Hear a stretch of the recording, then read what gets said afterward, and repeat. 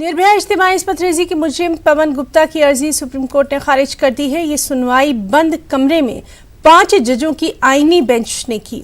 Bench में justice NV Ramanna, justice Arun Mishra, justice RF Nariman, justice R Bhanumathi और justice Ashok Bhushan शामिल रहे। गौरतलब है कि इससे पहले तीसरी बार 3 मार्च के लिए पवन गुप्ता समेत 4 कसूरवारों के खिलाफ पटियाला हाउस कोर्ट ने डेथ वारंट जारी किया था। देखिए, सबसे पहली Mukesh and others union of India ने जो पिटीशन डाली है सुप्रीम कोर्ट में, वो 5 मार्च के लिए पेंडिंग है।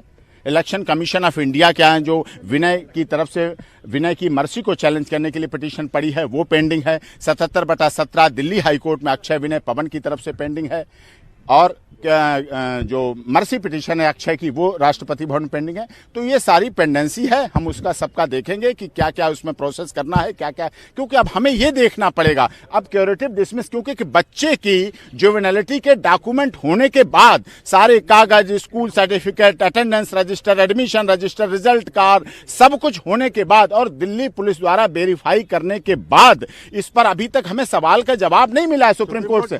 सुप्रीम कोर्ट ने हमारे खारिज करना एक बात है, लेकिन हमारी जो पिटीशन है, हमारे जो डॉक्यूमेंट हैं जिनको दिल्ली पुलिस वेरीफाई कर चुकी है, उनका जवाब हमें ऑर्डर में हम देखेंगे। ऑर्डर में अगर मिलता है तो ठीक है। अगर वो कहते हैं आपके कागज गलत हैं, अगर वो पवन के फादर पे स्कूल पे मुकदमा दर्ज करते हैं कि कागज गलत हैं, अगर वो मान रहे कागज सही हैं और घटना के समय पवन नाबालिग था, जुवेनाइल था, तो दिल्ली पुलिस क्यों तथ्यों को छिपा रही है।